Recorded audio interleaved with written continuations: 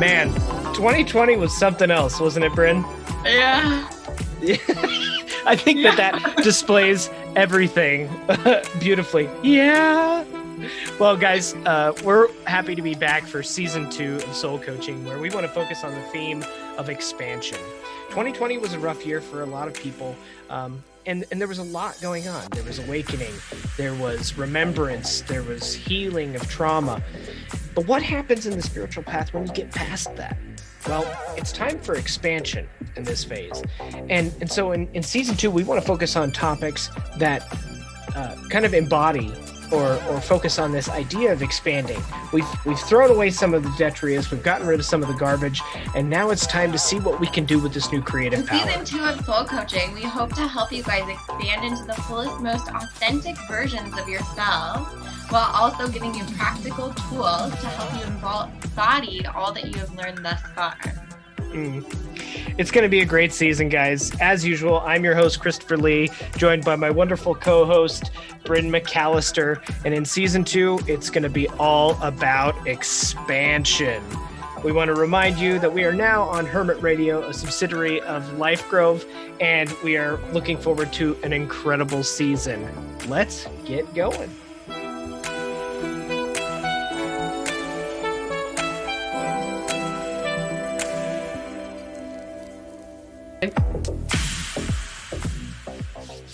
Hey, everybody. Welcome back to Soul Coaching Season 2. Woo! We're still in Season 2, guys. We're not into Season 3 yet. But welcome back to the show, everybody. I want to start out by just thanking everybody for their support and listening to the show. It's amazing just being this far into a show. I know we talked about that briefly at the beginning of the last show, how it's kind of crazy to get past a season because most people fail. But here we are, moving into a new season, kind of finding our stride. And today we are interviewing a special guest, somebody who's very near and dear to the old Soul Coach's heart, one of my very own Reiki students, Nettie Polatis. Nettie is a seer, an oracle, a witch, all that, and a bag of chips. Here she is. What's going on, Nettie? Absolutely. Preferably baked Lays. Those are definitely my favorite chips. So bring those along. But yeah, I'm doing great. I'm so excited to be here. And also, just for the record, I want to say to the audience, this is like such an off the cuff podcast. It's so cool. Like all of the other podcasts I've been on, like we speak for days in advance of, okay, what are we going to talk about? What's like the blueprint for it and everything. Like we did not do that at all. I was like, are they going to like text me beforehand and like get a topic? Like, are we going to plan this? No, we didn't even plan anything. We're just like really going off the cuff here. So I think that that's really cool. No. We speak from spirit. Yeah, that's your spirit. Side story. Of course, we'll get into that later in the show. But of course, everybody, we're also joined by our wonderful co-host. You know her. You love her. Bryn McAllister. Bryn, how are you today?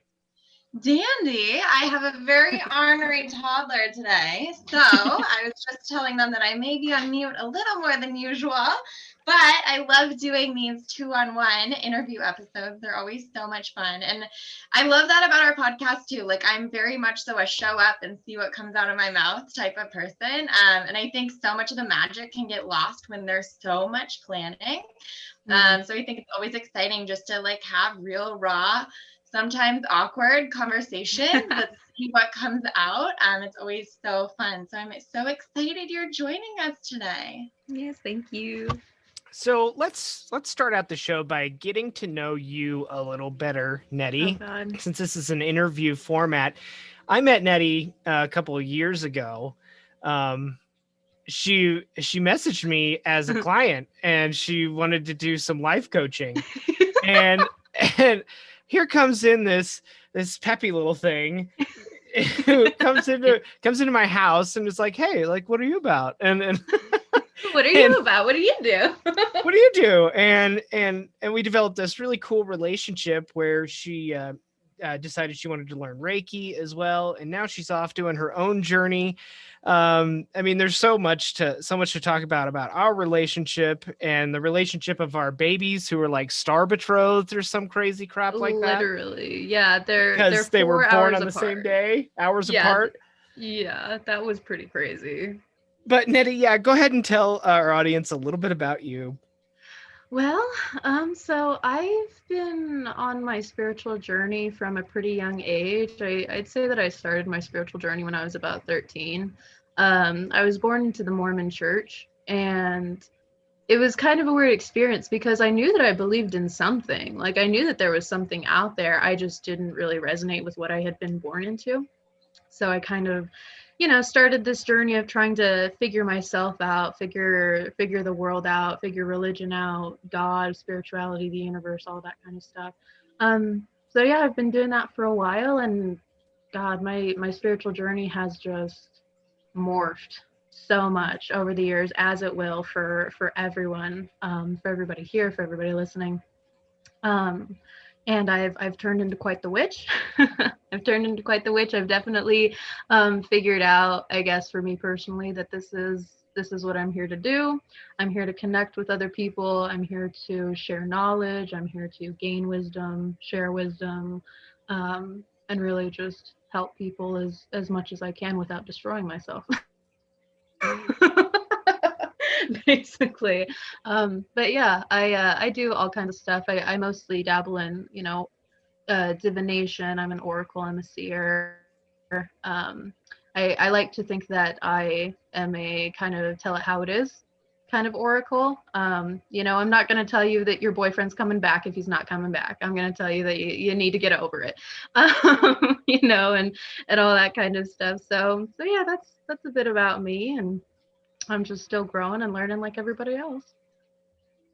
Well, and you are a total non-BS sort of person. That's what I love about you, and I think that's probably why we were, brought together by the universe in that way. Because that's very much, and you know this about me, I'm no BS as well. No. I just tell it how it is. Oh yes. And even if it ruffles some feathers, but I love that about you, and I have been so honored to see you grow in this path as well.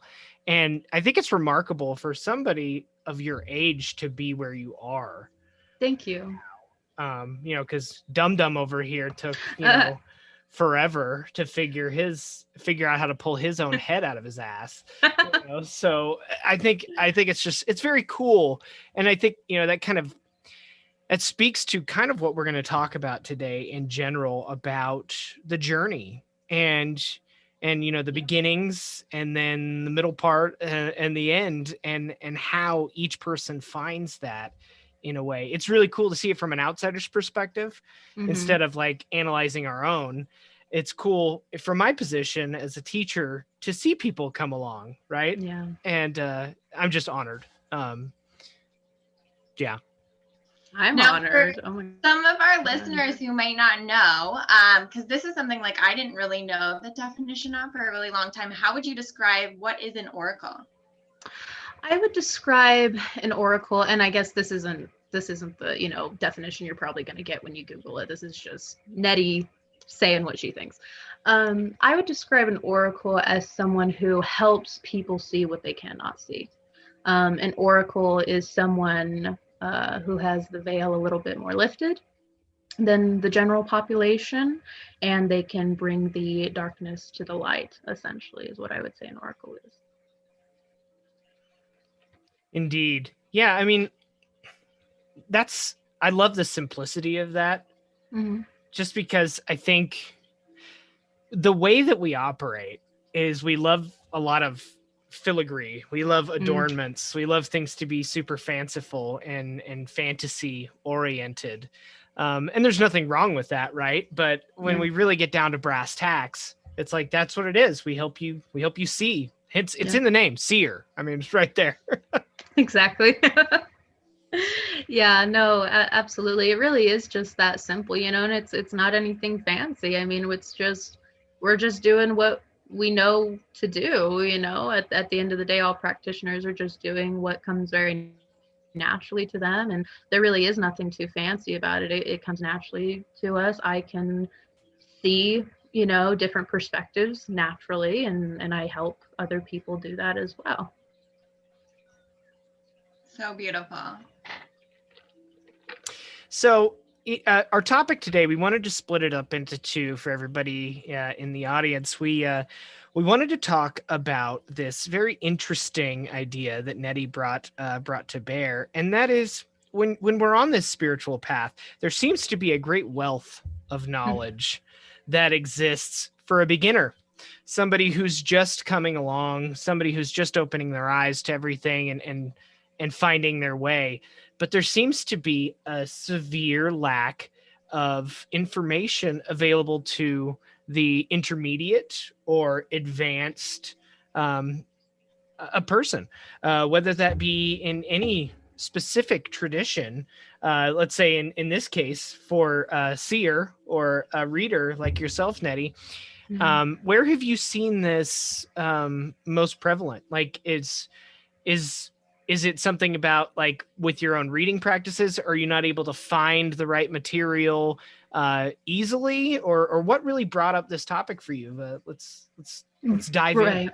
Yeah, no, I think what, brought up the topic for me was I've only just started being able to support my family as a practitioner, as an oracle. And so I've been really kind of looking into, where I'm at in my spiritual journey, where I'm at in my knowledge. Obviously, as when you're a teacher, you're always a student. You're constantly learning, and the people that you interact with and the people that you teach are constantly kind of showing you where you're at in your knowledge level. And I kind of just felt like I was at this point where I was kind of stagnant. I wasn't really progressing. I kind of, I knew everything that people were asking, essentially, and I didn't really know where to go to, talk to people who were either at my same level or more advanced than me, which I'm always very open to. I always want that. And so I kind of started thinking about it, and I was like, gosh, there is no like content really created for people. I mean, there is, but it's very hard to find really content created for people who are practitioners or who have been doing this for, many, many years. All of the information we have is very geared towards people who are just starting out, which is good. But at a certain point, it's kind of like, beating a dead horse. It's kind of like beating a dead horse. And so I just felt like there needs to be more out there so that we can progress spiritually, so that we can continue to raise the frequency. We can only stay on kind of this frequency for so long, right? So continuing to raise our own vibrations and the frequency of the world means that we kind of have to look a little bit deeper.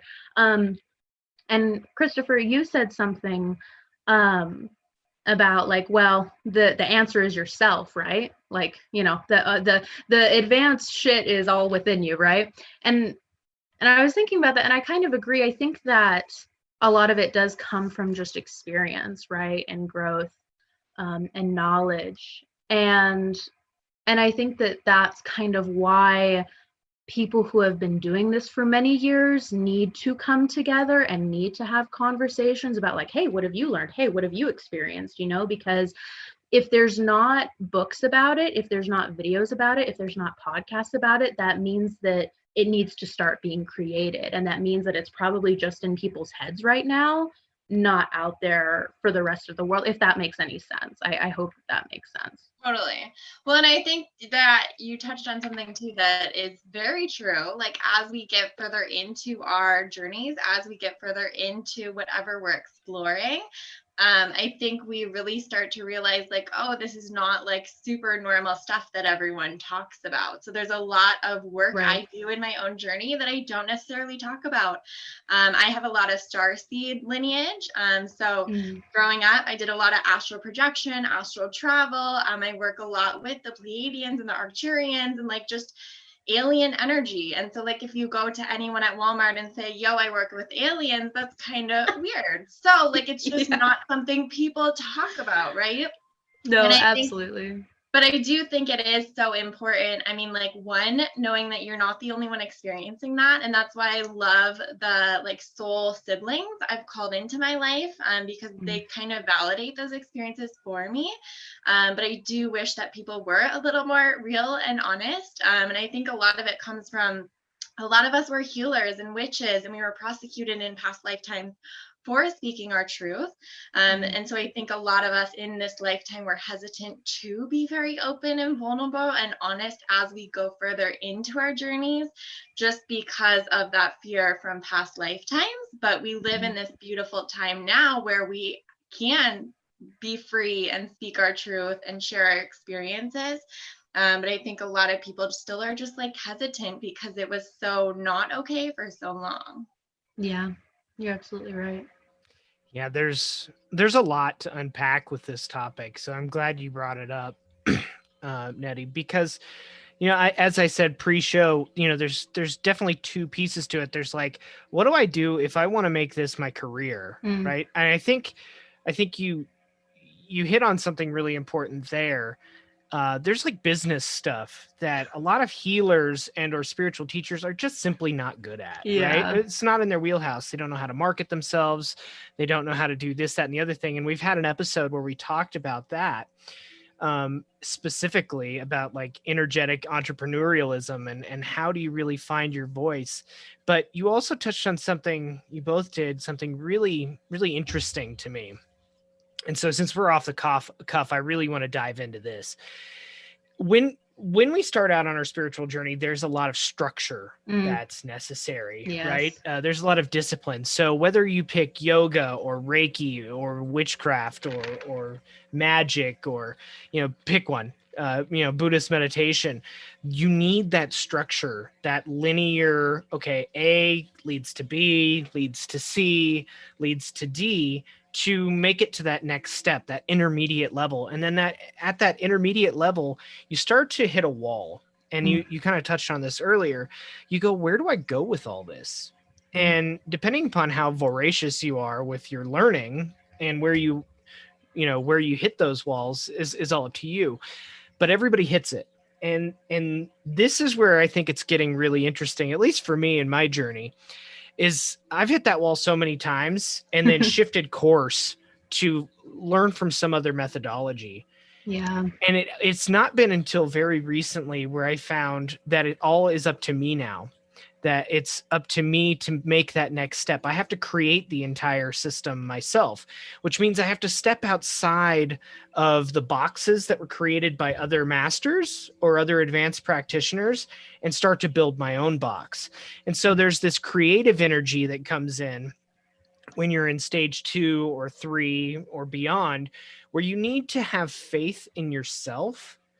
And you need to empower yourself to such a degree that you feel comfortable stepping outside of those little protective boxes that were provided to you with whatever lineage or tradition you were studying, right? So you have to be comfortable enough in your own skin to be able to speak your truth, like Bryn's talking about, being able to go up to that person in Walmart and say, hey, I talked to aliens, or, in my current case, like speaking with angelic beings. And so it's, that's been a really awkward one. I'm like, I'm talking to all these angels all the time. And it's like, and then if I talk to people about it, sometimes they'd be like, what? Yeah. What are you talking about? Angels? This guy needs to be locked up.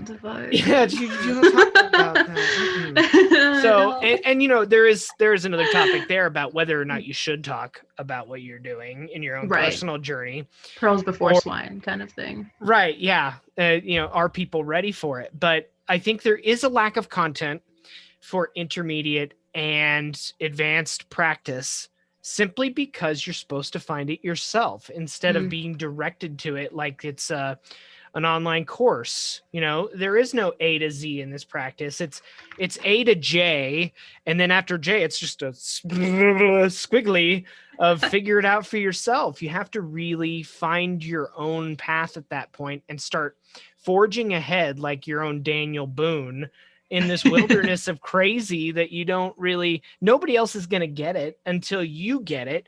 And then you can chart that path backwards for somebody else to find. And that's where it is. I think it's just, we're ever expanding out from that central point where everybody starts, right? And then everybody creates these little boxes, and you can go learn in these different boxes, but then there's an exit point on each one of those boxes that says, now go create your own box. And I think that's why there is a lack. But I want to hear from you guys and see if that makes sense. Is that how you feel in your journey? Are you at a point where it's time for you to make a box? Right. Well, and I feel like we've talked about this a lot, like especially season 2, but like we all have our own flavor of ice cream. We all have our own like spiritual flavor, right? And so like no one's going to be able to give you a list and be like, okay, this is what you need to do. Step 1, step 2, step 3, step 4. Granted, we're all human, so that would be awesome if it was a thing, but it's not, because we're all meant to find our own thing. And so I think there's something so beautiful in being like, okay, I feel like I've mastered what I'm doing. I'm ready for something more. And saying, okay, universe, show me what's next, and just kind of allowing ourselves to be led in that way, like you said, and dabbling in different boxes and finding what really resonates for us and what comes naturally for us, like Nettie was saying, and noticing what doesn't feel right and what isn't for us, and kind of just trusting that.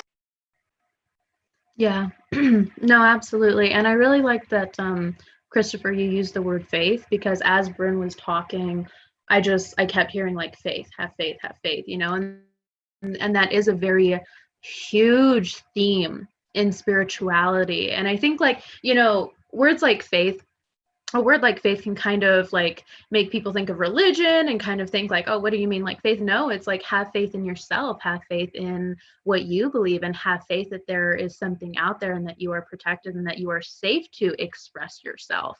And we are stepping into such a diverse time, such a diverse period for humanity. And I think that that's beautiful. And I think that all of us, you know, not even just practitioners, not even people that, you know, are delving really deep into spirituality, but everyone, no matter, you know, what you do or where you come from, we're all kind of being called to speak up, speak our truth, you know, have some honesty in our society, and really, because that's really what creates human connection, is honesty and being raw and being real. That's what creates connection. Us being honest today, this bonds us. You know, this bonds us. You now know my truth, I now know yours. That's what creates human connection. So I definitely agree that it's a matter of trusting yourself, trusting your intuition, trusting your guides.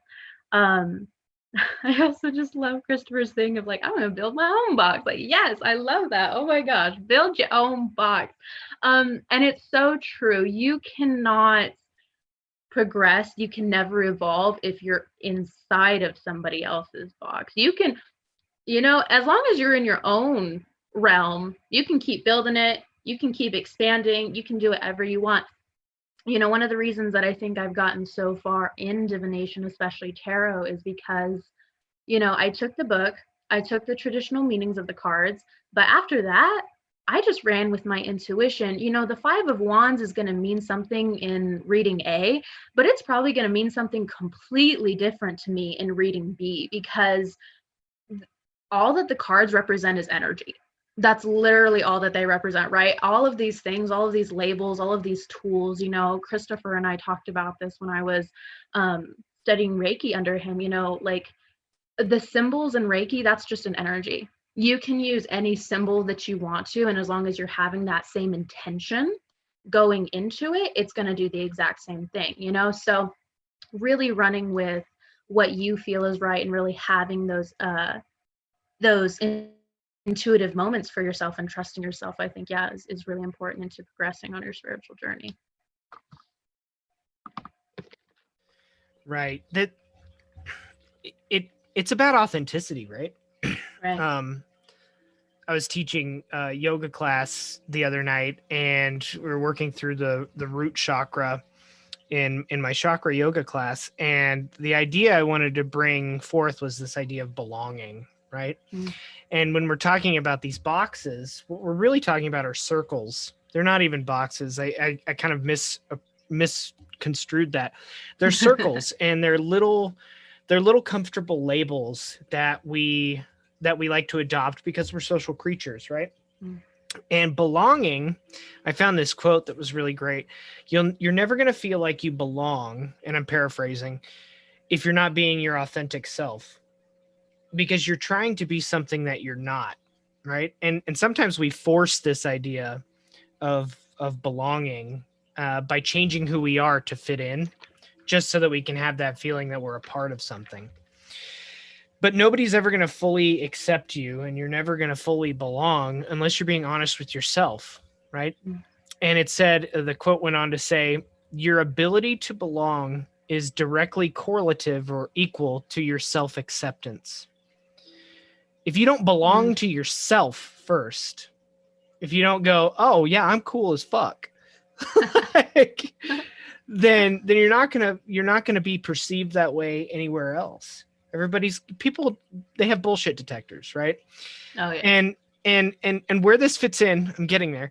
Where this fits in with your own practice is, yeah, you can say, I'm a witch, I'm a Reiki healer, I'm a yogi, till you're blue in the face. As long as you're existing and following and not being your authentic self, not speaking your truth, not taking that next step, then you're never going to really belong, because you're not having faith in the path that you started out on, right? You know, when you took that first step, you said, okay, I'm going out into this wild unknown and I'm going to see what happens. I mean, everybody's, when they're the fool, right? There are these intrepid journeyers. We're like, we're going to go out there. But then we hit all this shit in the way while we're on our adventure, right? Our hero's journey. And we go, oh, I don't know what I'm doing. And it isn't until we find that, you know, that mage energy, that magus energy, that we feel that we're the magician, we're the creator of our own realities, that we can step into that. But yeah, we have to understand that in order to get to that magician energy that is described in say the tarot, we have to have full faith and empowerment in ourselves to say that I chose this path, right? At first it feels like, no, this was chosen for me, right? Oh, the universe is guiding. We even use the language all the time. The universe presented this for me. Well, the real advanced trick is trusting in the intuition that you built this for yourself in the first place. You are the universe, bitch. You what did are you this. talking about? So have some faith in yourself in that next advanced stage. Take off the training wheels and stop waiting for somebody to write a book or an article or a video about it, and go out and do it yourself. Yeah. Well, and I love that you guys touched on just like trusting and also honesty, because I think those are two of the most important. I'm ruining his playtime. Did you get that? I'm sorry. But I think those are two. Okay, I'm gonna just mute for a second. Bryn, how dare you ruin his playtime? Yeah, evil mom you are. Oh my goodness. Hey, Z, you created this. You created mommy ruining your playtime, okay? The universe isn't happening to you, buddy. I'm just teasing Z. He's going to listen to this 20 years from now and be like, what a jerk. Yeah, Z manifested this for himself. I'm going to start saying that to my kid, though. You're hungry because you manifested it for yourself. Oh my God, so horrible. So horrible. No, but I think there's so much beauty in, like, I mean, I think a lot of our listeners, a lot of my Reiki students, a lot of the people that get readings from me, they resonate with me because I show up awkward. I'm tripping over my words. I'm sharing my real experiences. If I stand here and say I'm a master of all things, I'm human. No one's a master of everything. Like, obviously I have rough days. We're all human, right? And so if you are willing to trust in yourself, trust in how you're showing up, but also be willing to be open and messy and vulnerable, people are going to resonate with you more because they have probably been through stuff like that. They're not going to resonate with, oh yeah, I'm a master of all things, because no one really is, right? No. And when I think of Oracle, I always think of just kind of allowing things to move through you rather than like, like my schedule. I like to know what's happening. And when I'm doing my spiritual work, there's something so freeing about it, because I literally can just get out of my own way and allow whatever needs to move through me to move through me, which is so beautiful. But it also is kind of terrifying sometimes, because you just have to trust what comes through and trust that what is coming through for a purpose. But if I didn't give all those messages to my clients and students and the stuff that's actually coming through, I would miss out on helping them heal in so many ways, because I wasn't trusting myself, right? And so if we can all be more honest and have faith and be vulnerable, then we can create so much magic in this world too. Yeah, absolutely right. And that kind of letting it flow thing, and this is a little bit more geared towards the practitioners, but I do think that that's like a very fine line that practitioners walk, of trying to be professional but also trying to be authentic, right? Like trying to show up to your appointments on time, trying to get the readings out on time, trying to, like everything, all of those things, like trying to be on time, trying to be consistent, trying to be professional, but also like, how do I have this balancing act of professionalism? I am kind of in this teaching position, I'm in this professional position, but also like, hey, I'm human too. Hey, I make mistakes. Hey, I'm just, letting things flow. Like I want to let things flow, but also I told my client that I would be here at this time, and I made a promise to them, right? So I think that walking that fine line can be very difficult for practitioners. At times it's very interesting to turn your spirituality into a business. It really is. It's such a weird experience, and I'm just getting into it. So there's still like so many things that I'm learning. And I think that I'm so fascinated by it, because I am just like figuring out like, whoa, this is weird, like my spirituality is now like my also my professional life. Like, how do I, balance out the scales here and stuff? So I'd love to hear what you guys have to say about that, because I'm still just learning how to do that balancing act. And it's just like, it's so confusing and like overwhelming. It's such a weird feeling to have it be both. You know what I mean? Totally. Well, and isn't that just life in general, like having to find balance in everything? True. I totally feel that. Like growing up, I was very OCD. So I wanted to have everything scheduled out, the whole plan, everything was very like, right? But it's hard to actually allow things to flow through when you're in not structured of a schedule. And so for me, like in my businesses, I know how much I can handle in a week. So I schedule out about a month in advance, and I have people on my schedule. And then once I get to the session or I get to the reading, I kind of let go of time and space. And obviously, like I kind of pay attention because I have other commitments too. But I also just kind of allow myself to flow once I'm actually in the space and with the client. But it definitely is, yeah, it's a weird energy trying to balance both the scheduling and the flow. And I think everyone's different with that too, just in what feels comfortable and how it all ends up working out. Wow. Again, you guys are bringing up so much there's so many layers to the all Aquarius this. loves this. He's like, oh my gosh, this is my playground right now. I think that the hardest part of the equation, and this goes for both practitioners and people who are just doing this as their own spiritual advancement or evolution occurs, that trust is very hard to gain with yourself, right? We're talking about this being this hollow channel, allowing things to flow through. One of the hardest things for me was particularly like just starting like with Reiki or accepting messages from guides, was like, am I making all this shit up?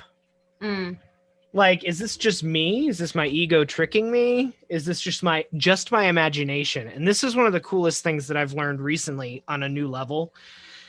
Like, you know how we learn everything cyclically. Like, you can know something, you read it in a book and go, oh, logically that makes sense. But your actual knowing of that experience grows over time to a point where you're like, oh, I get it. Yeah. Like this phrase of, is that just your imagination? Right.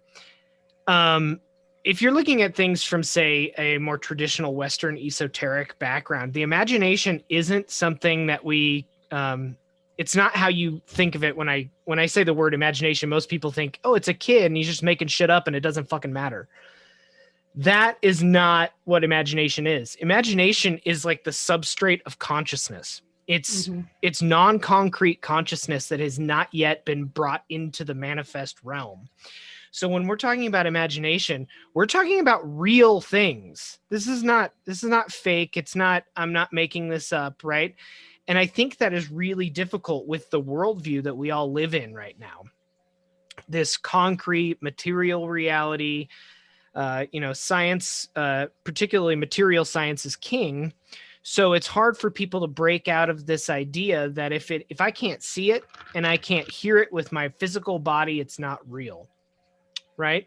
And some people are luckier than others when they come into this and they're practitioners, right? They are clairaudient or clairvoyant, and they have a more visceral experience. So it's tangible, right? If you're clairvoyant and you see some stuff, you're going to be much more willing to accept it. But if you're somebody who's, say, clairsentient, where you just kind of have a knowing, or you have like a what's the one for feeling? I just dropped that right out the back of the mind. Clairsentient is clear feeling, and claircognizant is clear knowing. Right. Yeah, I got those. If you're in one of those camps, then it becomes a little bit harder to trust that the messaging coming through isn't just you playing with imagination, right? In that sense. And that was one of the hardest things for me, was to get past that block. And what went along with that, at least in my own personal experience, was, is the person on the other end of either my reading or my healing gonna buy what I'm selling? Like, are they gonna just call me out? And there was this overwhelming amount of fear in the way. And it wasn't until I stepped through that fear a couple of times and just said, no, this is what I'm about. This is my authentic truth. And I really don't, and this is going to sound bad, I really don't care what their perception of it is. Because if I'm worried particularly about what they think about me, then I'm not honoring them at the same time. Because this messaging that I'm supposed to trust for myself, that I've seen time and time again in my own practice and been blown away, like that feeling you get when you pull a card and you're like, oh man, this is real. Like, it freaks you out. You guys ever get that, like the tinglies? You're like, oh, okay, I'm listening loud and clear. Like, in the practitioner space, it's a little bit different. You do have to maintain that boundary, but I think that boundary sometimes becomes problematic, right? The professionalism boundary in between being fully authentic and being a professional servicer, right? For lack of a better term. And that barrier can become fear, because I don't want this person to think a certain way about me. It goes back to what we were talking about before: belonging, acceptance, this idea. You just have to go all in, chips all in. You're buying in fully to your own shtick, right? So that the other person feels comfortable enough, because like we said before, people have bullshit meters, and they'll sniff you out. Totally. Well, and I think that's one of the beauties too, what you said about like imagination. Like, so many of us, I'm a firm believer that everyone on this planet like comes here with their own gifts, with their own abilities, with their own purpose. And I think we're all connected to God, source, the universe, all that is, whatever you choose to believe in. So we all have those gifts and abilities. And I know, like, as a kid, I was very clairvoyant. Like, I had people all up in my space all the time, and my mom would straight up take me to the doctor, and that's not real, Bryn. That's not real. They're not actually there. So I learned to turn it off. And so throughout my journey as an adult, I really had to do a lot of unlearning the things that I was taught that weren't real, so that I can get back to it. But the two that really maintained for me throughout my life were clairsentient and claircognizant, which are the two hardest, because clear knowing and clear feeling. Like, how do I know this is real? But once you start to kind of, I don't know if this is similar for you guys, but as I've started to trust that more, all of them have opened back up. So now when I'm doing readings, now when I'm working with clients, most of the time it is clairvoyant, clairaudient, claircognizant, like it's all the different ones, because I'm just trusting the experience and allowing it to come through in whatever way it'll be best portrayed for them. And that's the scary part about doing readings too. I never know, like sometimes I see the weirdest stuff and I have to try to like put it into real words for them, and I don't know if it'll resonate or not. And I've totally had several clients who say like, that does not resonate at all, and then hit me up a few days later and be like, oh my God, okay, I know what that was, right? And so we, as the practitioner, we kind of have to let go of that ego of what are they going to think, what are they going to say, is this going to resonate? Because it can be so terrifying, and we're not actually able to fully and authentically step into our work if we're concerned about how it will be perceived, which is terrifying. But also, if someone is coming to you for a session or a reading, they also were drawn to you for a reason, and there's something there that they need from you. So it's better to just be honest and vulnerable and let whatever come through that needs to come through, right? Yeah, no, absolutely. And I do totally resonate with what you said about, the abilities opening up. Once you trust one ability, like a new ability will come online immediately. And it's so cool to watch. But yeah, no, there's so much doubt that you have to get past. I find that, and this is with anything that any practitioners do, whether it's breath work, whether it's Reiki, divination, whatever it is. I know that for myself, no matter how many times clients tell me, oh my God, it resonated. Oh my God, you did great. Oh my gosh, this worked. I'm still going to worry every single time. Is this going to resonate with them? Is this going to work today? Am I doing the right thing? Like so much doubt that you have to just get over and get past. And like you said, there's so many times a reading won't resonate in the moment, and then like a week, even sometimes a month, a few months like later down the line, they're like, dude, this thing happened. And it's like, oh, okay, cool, all right, so I am good, I'm still on point, good, okay, cool. But no, absolutely, there's so much doubt that we have to get over and get through, to bring out our authenticity. And Bryn said something about healing past life trauma. And I think that something that also ties into the past life trauma is DNA healing. So, right, Bryn, you brought up that your mom, like she didn't believe in what you had. She didn't understand. She didn't know how to deal with what you were dealing with, right? And, typically abilities are through the generations. Typically they are in our DNA, right? So I've had to learn over the years, like, oh, I have aunts, I have grandparents, I have cousins who share these same abilities with me, but they don't understand what they are, like they're, they're maybe still Mormon, and they don't really understand, like how to get into spirituality, which is fine, but they have these abilities that they don't understand. And I definitely think that generational healing and DNA healing is actually a huge part of expressing yourself and becoming more authentic, maybe more so than people maybe realize. A lot of, throat chakra blockages is because there needs to be some DNA healing done, and hey, you guys can go and get some Reiki for that.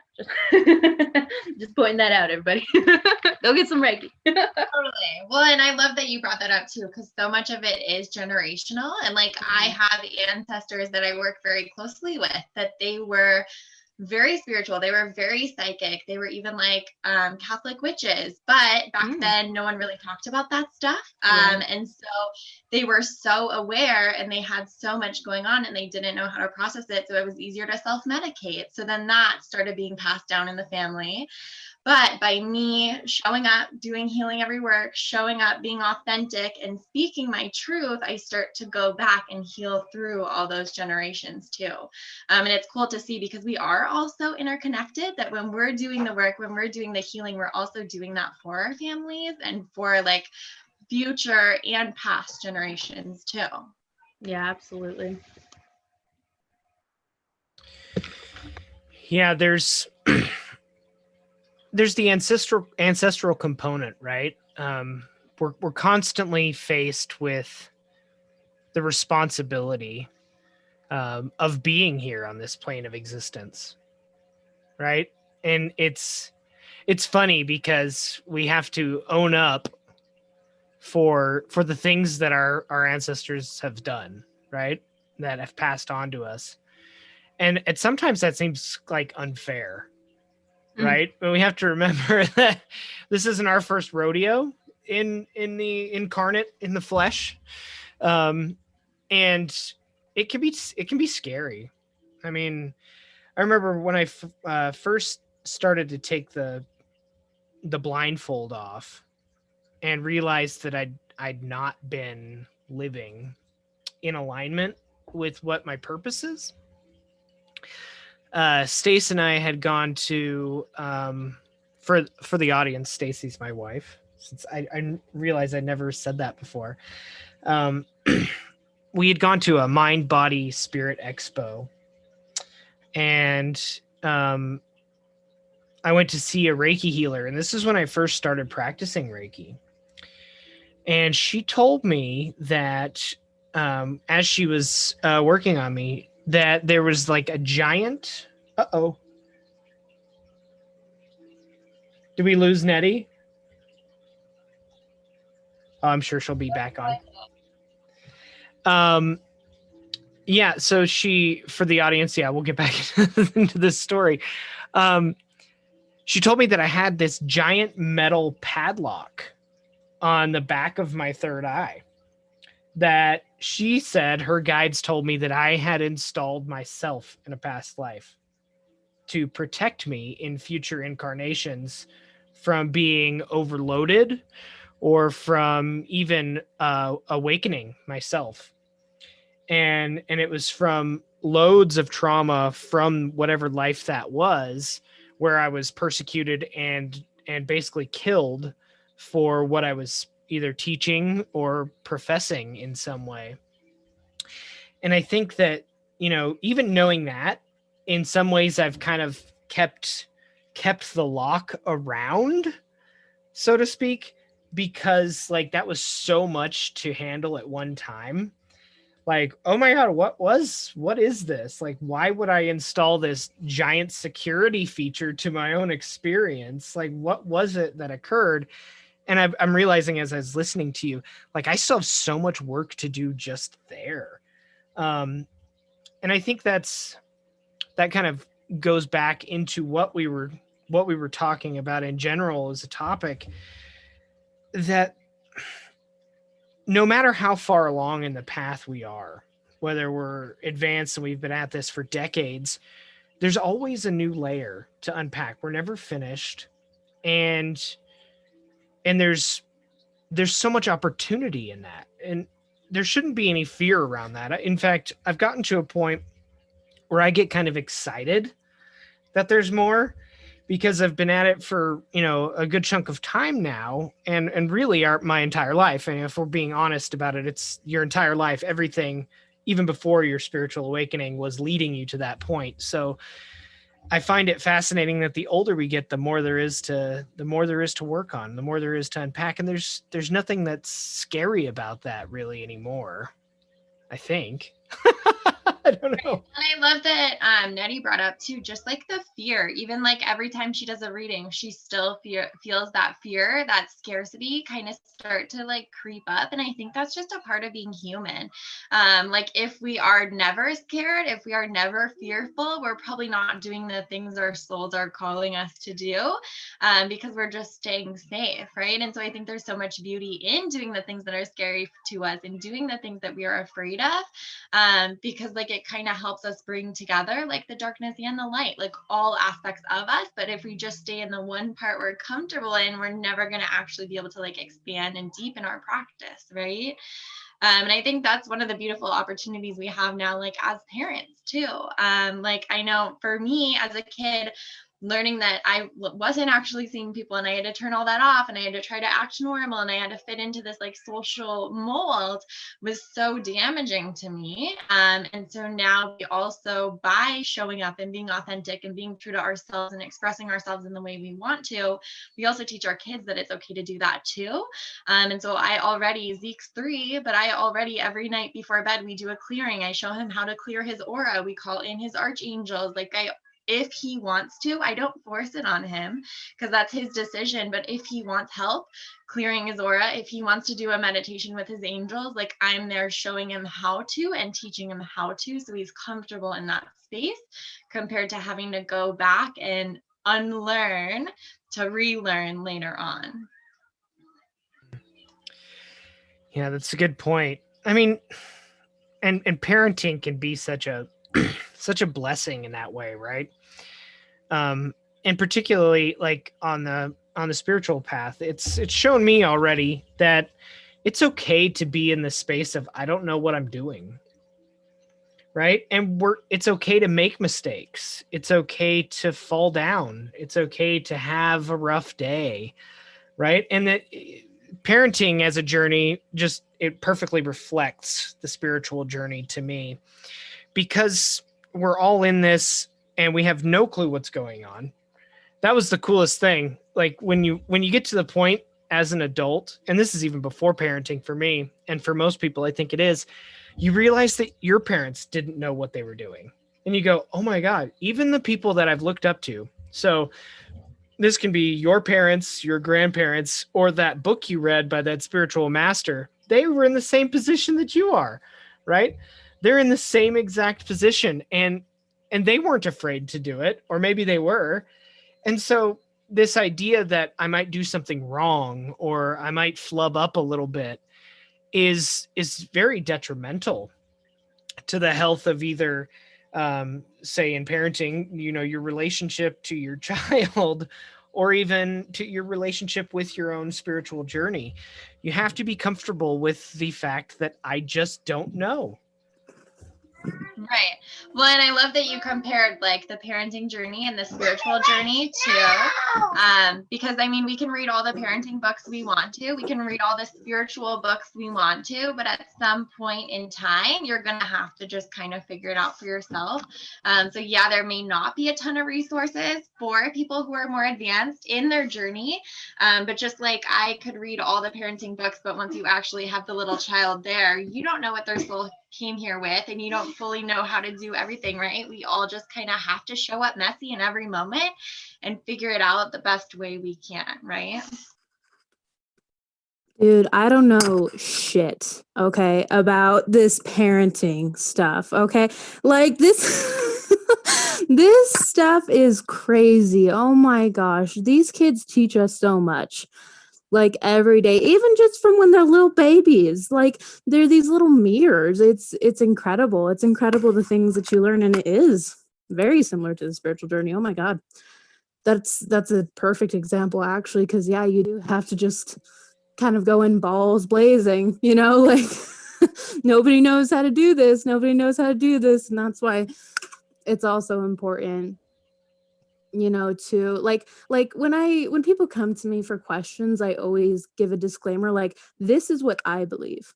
This is what I think. This is what my experiences have taught me.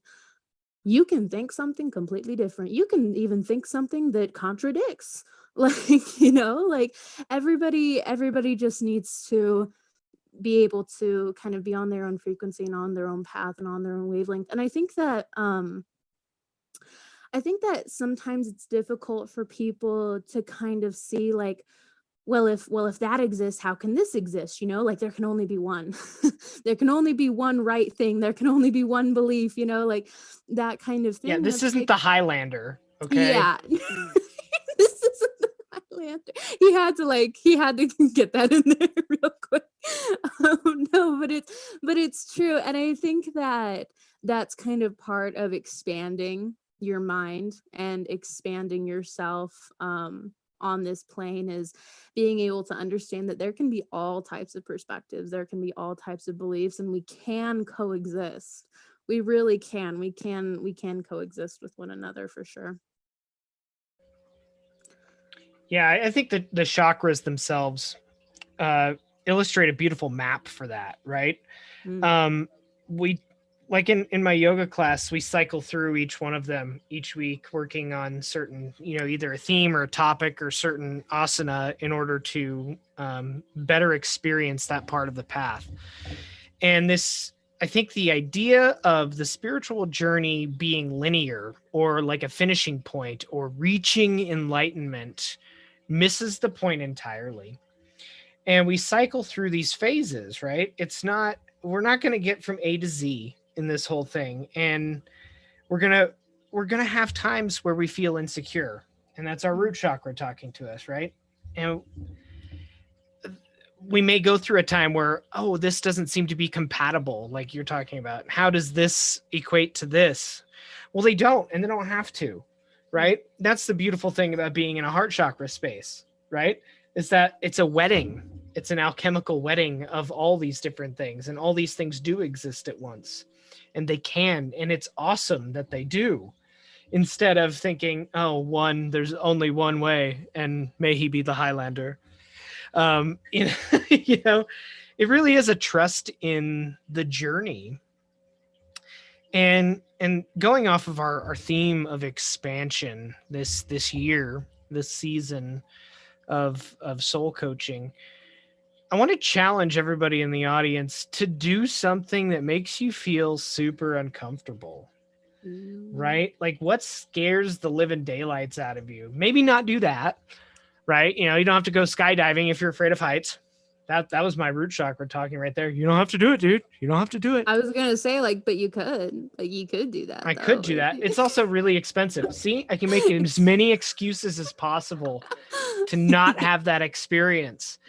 No matter how advanced I am, I'm still locked in the root chakra somewhere, right? And that's just part of it. We have to be able to go into these uncomfortable spaces. You know, that's shadow work, right? That's development in any part of our spiritual journey. And I guess the challenge for our audience in this episode really is, how do you step into that?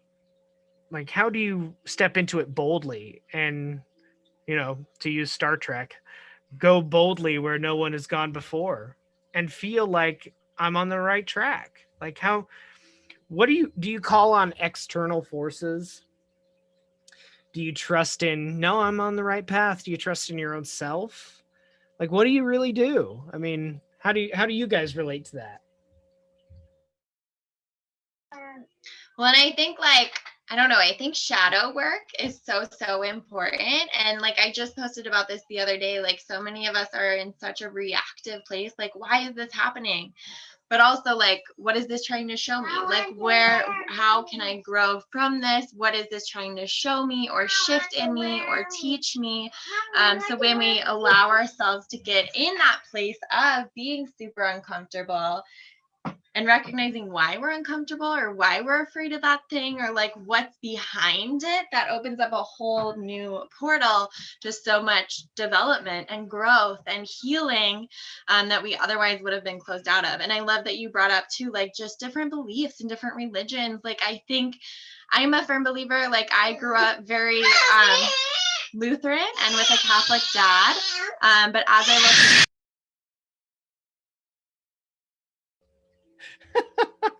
Oh no. Poor Bryn. We're here with you, girl. Oh god. Man, she must have really ruined his playtime. Seriously ruined it. Oh my goodness. Should I Yeah. Okay, all right. No, I think my thing is kind of circling back to like acceptance and belonging, right? Get comfortable in the uncomfortability is kind of what I like to do and kind of what I like to go off of. It's okay to be uncomfortable is the thing. Like, there's nothing wrong with being uncomfortable. Accept it. Accept that you're uncomfortable. You know, it's just like any other emotion that we deem as negative, right? Which is total polarity consciousness, you know, like anger, sadness, you know, like all of these things. It's okay to be angry. It's okay to be sad, and it's okay to be uncomfortable. These things are all okay, and you can belong. You know, you can belong just as you are, and you can be accepted just as you are, if not by other people, then by yourself. So I think that yeah, just getting comfortable in the uncomfortability is kind of what I like to go off of. Right. It speaks to how friggin' comfortable and cozy we've gotten, particularly here in you know, the the wealth abundance capital of the universe. Yeah, Where discomfort is seen as a bad thing. exactly. The old adage of no pain, no gain, guys. I mean, discomfort should not be viewed as something bad. It should always be welcomed, because on the other side of it, whatever that discomfort is, there's this expansion, there's this growth, and there's more. There's always more. And we should never be looking at building walls per se, right? It's all about security, right? I remember in my coaching training, the guy who was teaching the class said, there's only two choices really in life. There's freedom or there's security. You get to pick. Do you want freedom? Freedom's scary as hell. You don't know what's going to happen because there's no walls. But security, you're nice and safe, but you're limited. And that's really what it boils down to with any decision that we make, any behavior that we attach to, is either freedom or security. And freedom's difficult. There's a lot of responsibility. There's accountability, right? Okay. So whatever you do with that freedom, people are going to hold you accountable for it. We know all about that in today's culture. Whatever decision you make is going to be ripped apart, no matter what it is, good or bad. Held you for the rest of your life, dude. You'll never come back. You kind of have to stand your ground in some ways. But yeah, it's really interesting. Bryn, let's go back to you. Do we dare? No, but I like what I was saying is like, I mean, I think so many people get comfortable in their own perspectives because that's what they grew up around. So like Lutheran Catholic stuff was very comfy for me because like that's what I grew up in. And some of those other religions used to be really like freaky to me because that was not what I grew up around. And if we think back to what we were talking about, like all the symbols are just the frequency. So if I'm growing up in this frequency of Lutheran Catholic, that's going to be very comfortable to me, and anything outside of that I don't know anything about, so yeah, it's going to be kind of freaky. But if we never allow ourselves to learn from other people who have experienced other things in different religions, in different countries, in different ways of being, we'll always just stay in our small little box, and we'll never really figure out like what resonates and what does not, right? I saw the fear in Bryn's eyes when that door opened. Like her eyes were just like, oh shit. You never know. Never Just know wait until your babies are toddlers. Yeah, no, I'm not holding my breath. Oh my gosh. Yeah, no, I absolutely agree. And it kind of sometimes we say like, oh, I already know I'm not going to resonate with that. I already know that I'm not going to like that thing. I already know that ideology or, whatever it is isn't for me. It kind of reminds me of a toddler actually who already says like, I don't like that food or I don't like that thing before ever even trying it.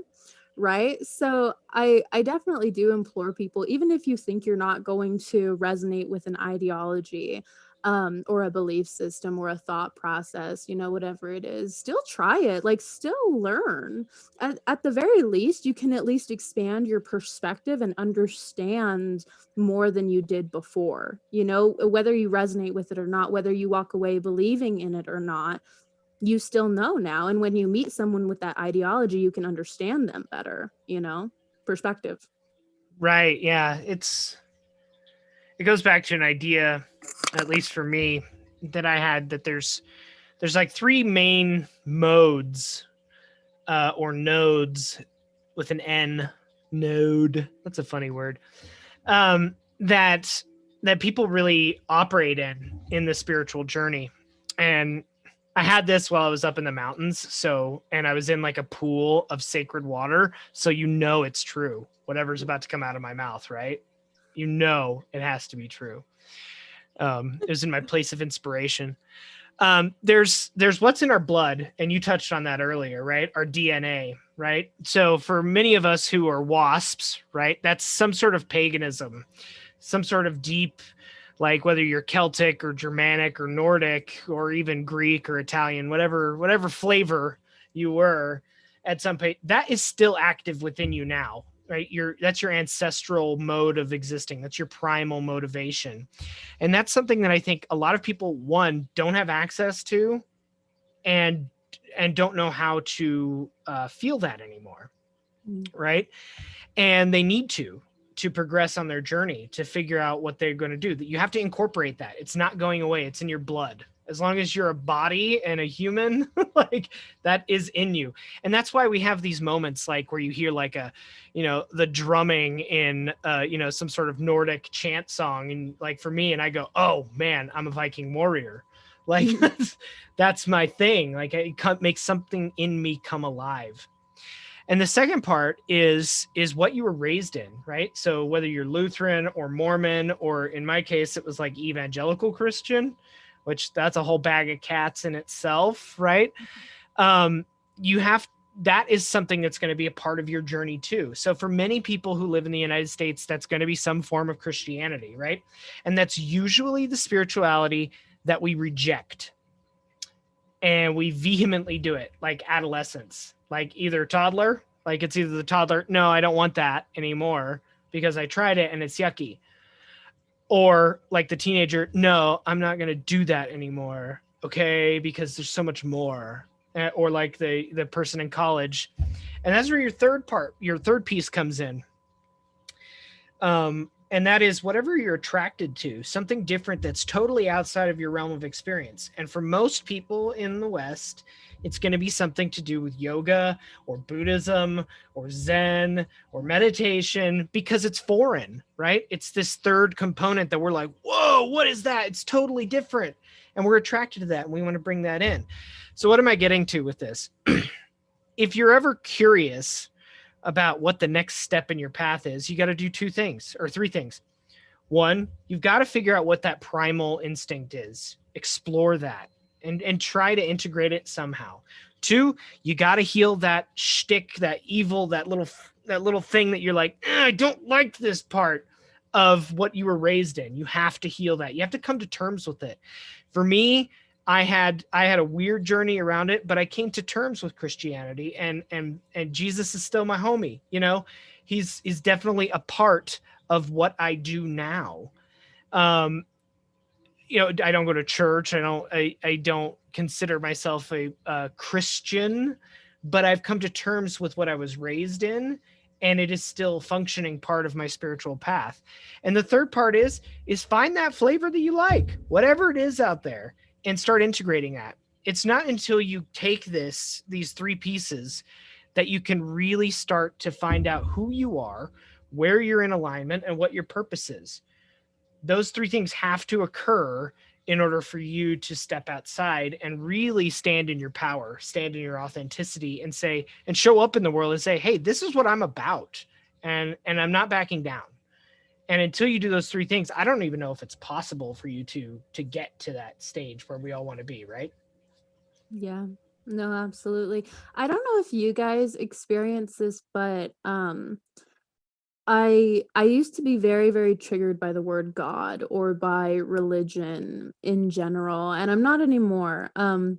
And I noticed that other people, like when I use the word God, like I always give a disclaimer in my readings, like, I'm probably going to say the word God, but I don't mean that thing that your ego is telling you is wrong. Like I'm meaning whatever you want that label to mean. It's just a label for an energy, and like coming from a place of compassion when it comes to different ideologies is very, very important, and understanding that we're all just putting different labels on the same thing, really, like we all have this thing inside of us that tells us that there's something else out there, and we all kind of just gravitate towards what feels right to us. And when you really, understand that everybody's just doing what they think is right, everybody's just doing what their intuition is calling for, and that's part of their journey, maybe they'll change their mind tomorrow. Maybe they never will. That's okay. That's really not anybody's business,